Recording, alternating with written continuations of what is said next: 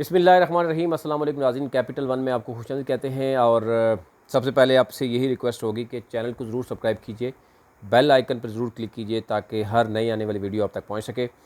रात की इस पहर में दो बड़ी ख़बरें आपसे शेयर करनी है। एक तो पीपल्स पार्टी और नून लीग ने एक बड़ा सरप्राइज़ दिया है तहरीक इंसाफ को आज़ाद जम्मू कश्मीर के आने वाले जो है वो सिलेक्शन में, जिसमें जनाब वज़ीर आज़म का चुनाव होगा, स्पीकर का होगा, डिप्टी स्पीकर का होगा और बाकी दीगर।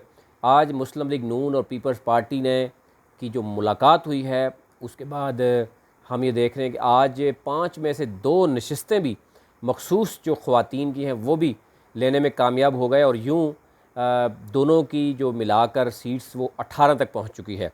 मुस्लिम कॉन्फ्रेंस और JKPP भी अभी तक तहरीक इंसाफ से नाराज़ और नाला नज़र आते हैं कि तहरीक इंसाफ अभी तक तो अपनी ही पार्टी का फ़ैसला नहीं कर सकी, वो इनका क्या फ़ैसला करेगी।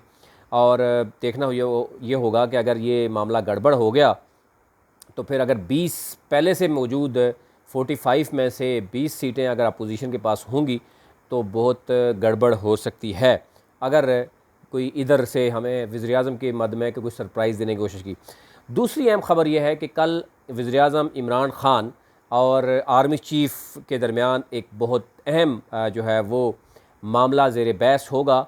वो होगा वज़ीर आज़म आज़ाद जम्मू कश्मीर का, सदर रियासत आज़ाद जम्मू कश्मीर और जो स्पीकर और डिप्टी स्पीकर, इवन काबीना की भी बात की जा रही है कि वो भी सिलेक्शन इस्लामाबाद से होगी। और आज भी आपने देखा कि रवायत से हटकर जो कि पहले होता था मुस्लिम लीग नून, आपको पता है कि 2016 में राजा फ़ारूक हैदर जो कि वज़ीर आज़म थे, अब उस वक्त पार्टी के सदर थे, तो पार्टी के सदर होने के नाते उन्होंने गैर रस्मी तौर पर जो है वो एक पार्लिमानी जो पार्टी थी मुस्लिम लीग नून के, उनके मेंबर्स को बुलाया था और मुजफ्फराबाद में बुलाया था। पीपल्स पार्टी की बात करें 2011 में चौधरी मुजीद उन्होंने बुलाया था और लेटर ऑन वो वज़ीर आज़म बने। यही सूरत PTI में आपको यकसर तब्दील होती हुई नज़र आई है। यहाँ पर अली अमीन गंडापुर जो कि वफाकी वज़ीर हैं, उन्होंने अपने ऑफिस में सबको बुलाया। वो तमाम उन्हीं में से आपके यहाँ आगे स्पीकर भी होगा, उन्हीं में से जो है वज़ीर आज़म भी होगा, उन्हीं में से आपका सदर होगा। वो वफाकी वज़ीर के ऑफिस में आकर उन्होंने आज जो भी है वो एक इजलास किया गैर रस्मी। इसके बारे में ज़रूर उन पर तनकीद हो रही है कि ये मामला मुजफ्फराबाद में होना चाहिए था और पार्टी सदर को बुलाना चाहिए था। और पार्टी सदर जैसे कि आप जानते हैं बरस सुल्तान है, जिनके हवाले से उनके ख़िलाफ़ जो कुछ भी हो रहा है आप जानते ही हैं कब कितने अरसे से चल रहा है। लेकिन एक चीज़ सबसे पहले आपके पास ये रख लेते हैं कि जो आज ये बताया है आज़ाद जम्मू कश्मीर पीपल्स पार्टी के जो सदर हैं चौधरी लतीफ़ अकबर, उन्होंने कहा जी कि साबिक़ वज़ीर आज़म राजा फ़ारूक हैदर से उनकी मुलाकात हुई है, उसमें बाहमी तावन का फ़ैसला भी हुआ है और दोनों जमातें मुश्तरका लाहे अमल के साथ चलेंगी। और बाकायदा तौर पर यह भी कहा गया कि आज़ाद जम्मू कश्मीर असम्बली में वज़ीर आज़म, स्पीकर और डिप्टी स्पीकर के लिए भी मुश्तरका उम्मीदवार जो है वो खड़े किए जाएंगे, जबकि लीडर ऑफ़ द अपोजिशन जो है वो वो पीपल्स पार्टी के पास ही जाएगी। यानी पीपल्स पार्टी के यानी leader of opposition peoples party के पास होगी, मुस्लिम लीग नून भरपूर उसका साथ देगी यानी उसके लिए। और दूसरी तरफ जो है वो वज़ीर आज़म, डिप्टी स्पीकर और स्पीकर के लिए जनाब वो मुश्तरका उम्मीदवार सामने आएंगे। जैसे कि आप जानते हैं कि इस वक्त दोनों जमातों की जो स्ट्रेंथ है वो 18 तक पहुंच चुकी है।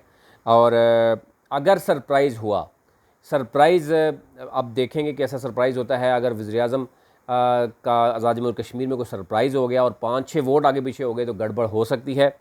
और क्योंकि अभी तक आप देखते हैं कि नाम यानी ऐलान नहीं हो पा रहा।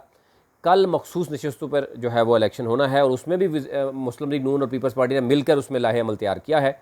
हो सकता है कोई सरप्राइज़ हो, अदरवाइज़ ये आसानी से PTI निकाल लेगी सीटें 3।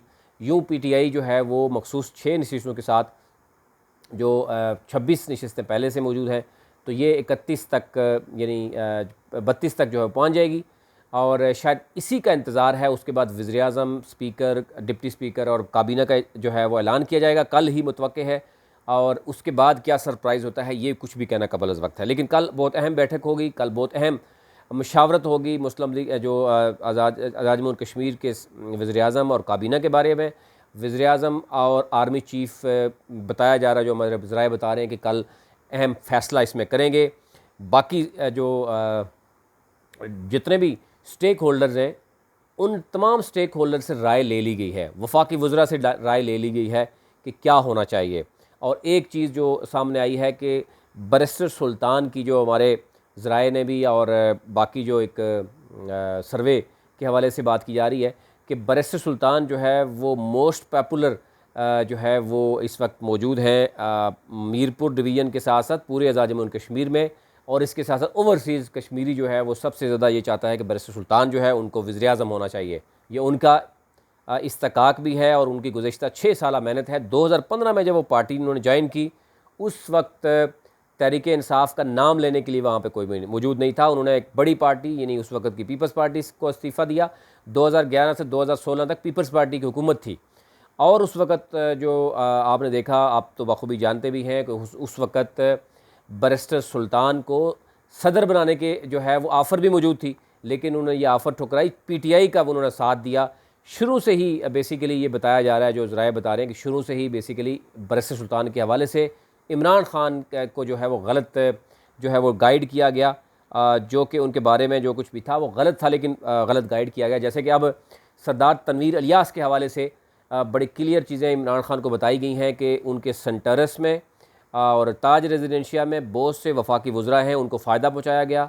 पंजाब में जो उन्होंने ओहदा लिया वो भी पैसे के बलबूते पे लिया। उनके अलावा उनके पोर्टफोलियो में पैसे के अलावा कोई और पोर्टफोलियो नहीं है, सियासी उनका बैकग्राउंड बिल्कुल भी नहीं है, और आज़ाद जम्मू कश्मीर के हवाले से भी उनके सियासी बैकग्राउंड नहीं है। और ये तमाम तरह और वज़ीर-ए-आज़म बनाकर उनसे कौन फ़ायदा उठाना चाह रहा है, ये सारी सूरत-ए-हाल वज़ीर-ए-आज़म को बता दी गई हैं, और जो लोग उनसे फ़ायदा उठाते रहे हैं। और आप एक बाखूबी जानते हैं कि इलेक्शन से चंद दिन कबल यहाँ से जो है वो बाकायदा तौर पर जो है ब्रिगेडियर साहब का तब्दील होना, या जो भी उसमें बहुत सी मुबैना तौर पर बातें हो रही हैं, अभी तक कोई चीज़ क्लियर नहीं आई, लेकिन कहा जा रहा है कि तहकीकात हो रही हैं, कोई लेन देन का मामला है। और उसके बाद मज़ीद जो है वो गंभीर सूरत-ए-हाल हो गई। और एक दूसरी तरफ वीडियो स्कैंडल आपने देखा कि बैरिस्टर सुल्तान जो सरदार तनवीर इलियास का है, वहाँ पर भी कोर्ट के आर्डर मौजूद हैं कि वो FIA को बाकायदा तौर पर कहा गया कि ये कार्रवाई होनी चाहिए। ये वो सूरत-ए-हाल है जो शायद दोनों तरफ एक दूसरे के ख़िलाफ़ जो है वो उछाली भी जा रही हैं और इस्तेमाल भी की जा रही हैं। लेकिन वज़ीर-ए-आज़म इमरान ख़ान जो है वो इस वक्त बड़े कॉन्शियस है इस हवाले से, और जो भी उनको सरदार तनवीर के हवाले से जिस शख्स ने भी उनकी सिफारिश की, वो उनके बारे में मज़ीद जानना चाह रहे थे कि कौन कौन से लोग फ़ायदा उठाते रहे हैं सरदार तनवीर इलियास से या सेंटर्स से। बहुत से फैमिलीज़ जिनकी वज़रा की वो सेंटर्स में मौजूद थी, और अब तो यहाँ तक मामला पहुँच चुका है कि तहकीकात ये भी जानना चाह रहे हैं कि जनाब पंजाब में वो कैसे लग गए, और ये सारी सूरत-ए-हाल हो गई। और एक और दो जो तशवीशनाक सूरत-ए-हाल है वो ये कहा जा रहा है कि इनके बारे में अगर ये वज़ीर-ए-आज़म बना भी दिया जाता है तो शायद कोई तहकीकात लंबी जो है वो शुरू ना हो जाए कि ये सेनेटर्स के मामले में कि पैसा कहाँ से आया, एक पैसा डिक्लेयर भी था, कितना टैक्स दिया गया जब ये पैसा मुल्क में आया। तो उस वक्त बहुत सी सूरत-ए-हाल थी क्योंकि उस ज़रदारी साहब की हुकूमत थी, और इनको इल्म है कि ज़रदारी और मुशर्रफ साहब के में किस कदर वहाँ उस वक्त मामलात हुए। एनी हो, ये वो चीज़ें हैं जो इस वक्त बड़ी गंभीर सूरत-ए-हाल हो चुकी है। मुस्लिम लीग नून और पीपल्स पार्टी एक हो चुकी हैं आज़ाद जम्मू कश्मीर में, जो कि आज बड़ी देर तक आप अभी टाइम देख सकते हैं, तकरीबन जो है वो 1:30 हो चुके हैं।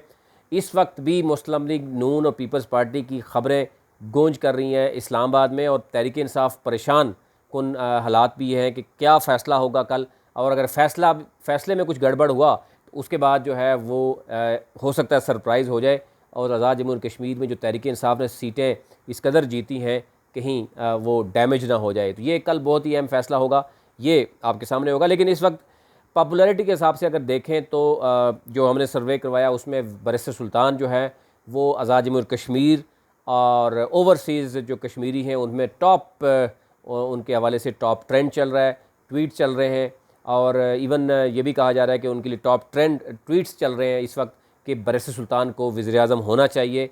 ये उनका इस्तकाक है, वो पार्टी को 2006 से लेकर 6 सालों से, यानी 2015 से लेकर जब तहरीक इंसाफ का कोई नाम लेने वाला नहीं था, कोई सीट नहीं थी, उस वक़्त से वो तहरीक इंसाफ के साथ मौजूद रहे, और आखिर पर एक ये तासर दिया जा रहा है कि वो पार्टी के कुछ लोगों का इत्तेहाद नहीं करना चाह रहे थे, वो इलेक्टेबल्स नहीं लाना चाह रहे थे। लेकिन मैक्सिमम ये जो एक इल्ज़ाम, चलो इसको इल्ज़ाम को भी समझते हैं, लेकिन उसके अलावा भी जो लोग जीत कर आए हैं वो उन्हीं के लोग हैं जिनको वो शामिल करवाए थे और उन्होंने मेहनत की थी। अभी तक लेता ही, वंस अगेन मैं आपको कहूँगा चैनल को ज़रूर सब्सक्राइब कीजिए, बेल आइकन को करें ताकि आपको हर नए आने वाली वीडियो मिल सके। कल आपको मज़ीद इस पर अपडेट जो है वो करेंगे।